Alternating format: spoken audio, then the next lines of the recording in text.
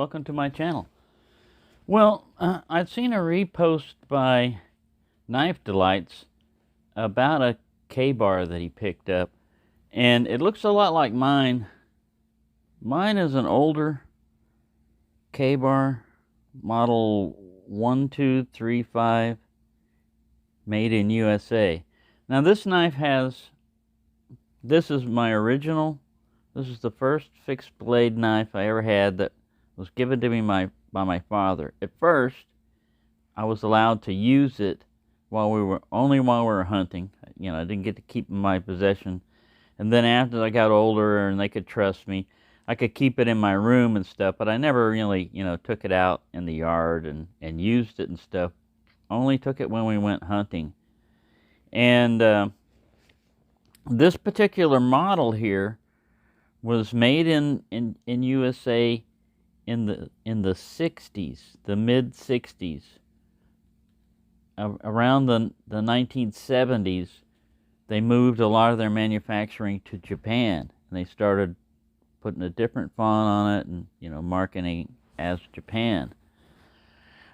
This model has also changed because Kabar also listed as a marine hunter, which is an entirely different looking knife, but it has the same model number. So this particular model of knife isn't easy to find if you look for them, and when you do, a lot of times they're badly messed up. The leather is separating in the handles. I saw one where it looked like somebody had welded right through the handle here. Now I think this was originally white, but it may have been yellow. A spacer here, but this is what happens to leather handles as they age. Now I'll give you a good example of what brand new leather looks like. Here's a case. Does it have his model number on here? 365 stainless steel. It's a little bit bigger knife, but as you can see, leather's going to brown when it absorbs your oil and stuff. It's going to darken, and so will the spacers. Any spacers? Now these probably won't, because this is like steel, but this up here will probably age. This little spacer down here, but that's what happens. Now when I had this, I've had this all my life, and we would use it. Like I said, we had another one for skinning fish, but you can skin fish with this one also. The blade's just a little bit more. This is more like a bird, almost like a bird and trout type of knife, but it's a little bit, it's not as a thin a blade. Anyway, the poor knife has got an identity crisis. I don't have the original sheath for it, but this one works fairly well. It's just a replacement sheath that goes in there. It holds it. I'm trying to do this through the lens. It holds it okay. It rattles around and stuff. You can shove the tang in there a little bit to try to get it shut up, but I don't do that. I mean, you can. Yeah, there we go. You can shove the tang in there, and it makes it a little bit more secure. I saw one in like new old stock or in pretty good shape. They wanted $235 for it, which I would think is the upper end. I found ones that need repair anywhere from $40 to, somewhere around there on there. They're all right knives. But, as far as like association, when people say Kabar, I think Tobias did a video on that where everybody goes, Kabar, they'll get a knife that's not even made by Kabar, and they're talking about the fighting knife, My association with Kabar is always this knife. When somebody says Kabar, I don't think of the fighting knife, I think of this knife, because it was my first Kabar. It's got a slight, buoy drop to it. I think it's like a 4-inch blade. Yeah, it's about a 4-inch blade. This thing has been sharpened a lot. I recently, I believe, put a convex edge on it, but it's sharp now. It was all right. I probably shouldn't have sharpened it if I want to preserve its collector's value and all that. I don't care about that. Not really. To me, the collector's value is it was my first knife. I managed to keep it in my collection. It's not leaving my collection until I'm dead, and then I won't care. I won't care what happens to it. So, if I know I'm going to pass away soon or something, and I know somebody that might appreciate the knife, I'll probably give it away. So as far as collector value, for me, it means something different. For you, it can mean something different too. If you want a new knife, like I said, this is the difference between leather aging and leather new. It's always lighter. It's a little bit rough, but as you use it and wear it, oh, Peppy down, Dino down. Get up, Peppy. He gets close to these. He knows when fixed blades are coming up that I think he likes it. It's like fun to him. Other people are like, oh, get away. And all the others like, Peppy's like, I want to see. Yeah, but it ages. Leather will age if you treat it with oil and everything else. The one thing you don't want it to do is get wet a lot or dry out. Moisture, too much moisture or not enough moisture will mess up leather pretty bad. So you want to oil it with something.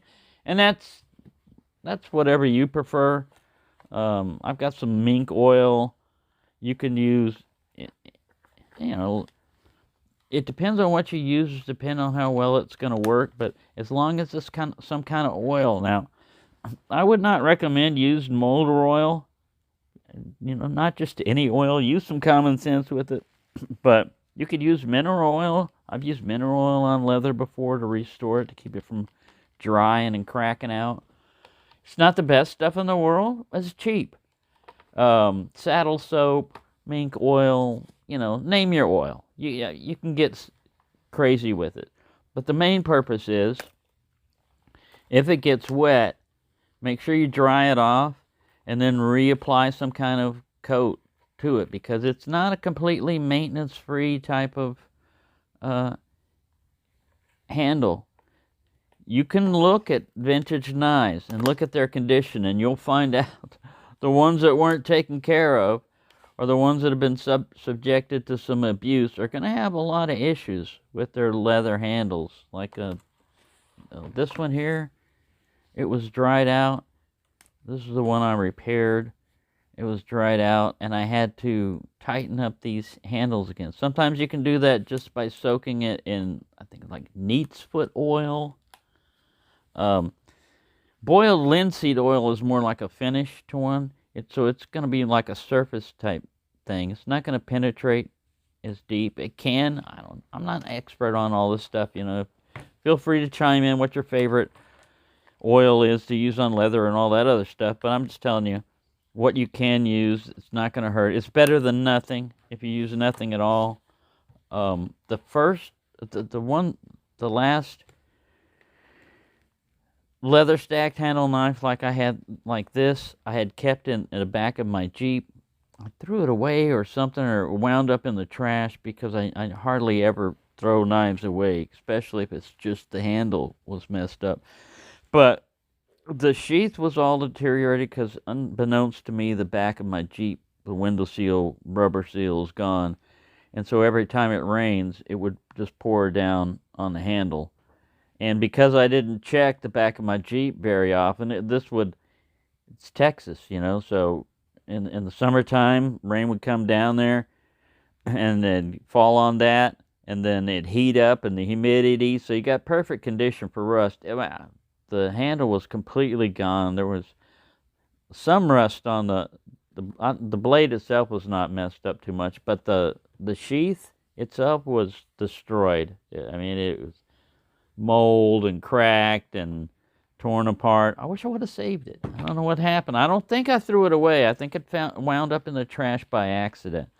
So it was sitting on a table that had a trash can by it, and I think it fell in, and I didn't look. I don't know. I don't know what happened, but it's gone. Anyway, that's all you got to watch out for with leather. Other than that, it's a nice warm feel. It's not, when you grab it, it's not a It's not a cold feel like aluminum or anything else like that. It can be slick. Now these, they did finger grooves. They put 3 finger grooves in it to help you. And when I was small, it fit my hand. And when I'm an adult, it fit my hands too. So it can fit large or small hands.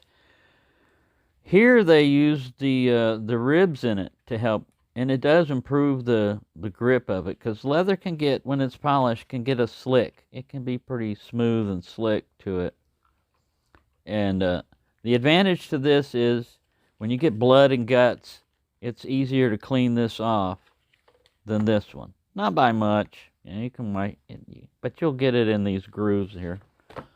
All right, that's probably more than you wanted to know, except for how much does it weigh, and we can figure that out. I don't think it's going to max out the scale here, but we'll find out.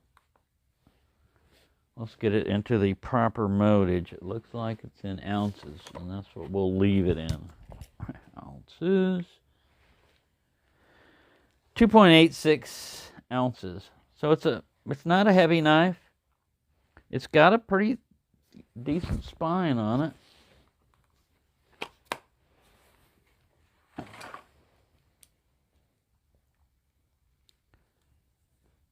Ooh, about to show how to cut yourself.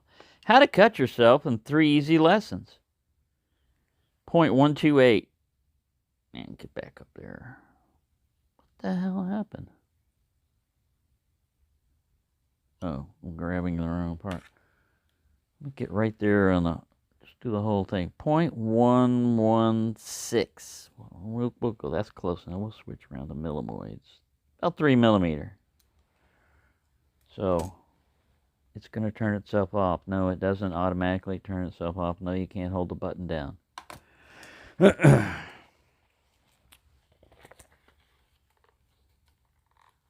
So, this sheath works all right. It's okay. It was just a made in Mexico replacement sheath. It's not bad. Does its job. It's okay. Like I said, because it's not, I could probably buy a replacement case sheath for it, I mean, not case, Kabar sheath for it eventually, but it's not important to me. Anyway, there you go. I hope you've enjoyed that. If you want to check out more history on knives and stuff like that, go to Knife Delights. I'll probably put a link up here when I edit this and everything, so you can find him easily. He covered that particular video, I don't remember which model number he had, but he had a K-bar that looked a lot like this, that he got, that he found. So, thanks for watching, and have a nice day.